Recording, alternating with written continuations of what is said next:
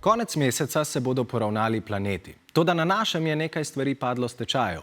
Med evropskimi politiki je veliko vznemirjenja povzročila odločitev predsednika Združenih držav Amerike Donalda Trumpa, da bo uvedel 25-odstotne carine za uvoz jekla in aluminija iz vseh držav sveta.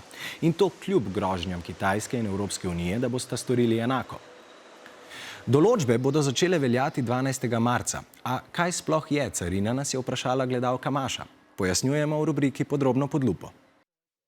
Pri nas daš za tak teleport 650 novcev, v državi Trumpa samo 500.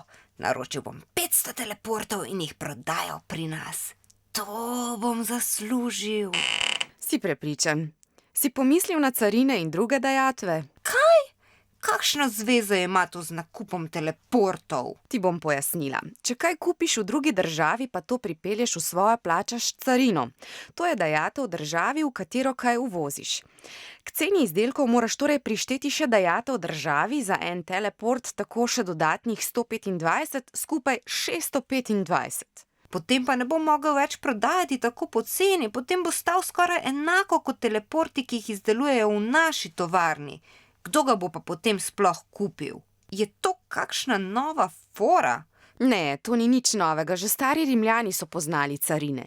Države oziroma vladajoči jih uvedejo zato, da ljudje kupujejo domače izdelke in zato, da tudi oni dobijo del denarja, kadar želi z uvozom zaslužiti kdo drug. Lame. Ja, res je. Se pa nekatere države dogovorijo, da lahko njihovi državljani trgujejo brez carin. V Evropski uniji in nekaterih pridruženih državah imamo skupno carinsko območje in prost pretok dobrin. Tako lahko teleport iz Estonije brez plačila carine pripelješ v Slovenijo. Če pa ga boš pripeljal iz Roma, boš plačal carino. Torej, carina je obvezna denarna dajatev za blago, ki se uvaža na določeno carinsko območje, izvaža z njega ali pa se preko njega prevaža.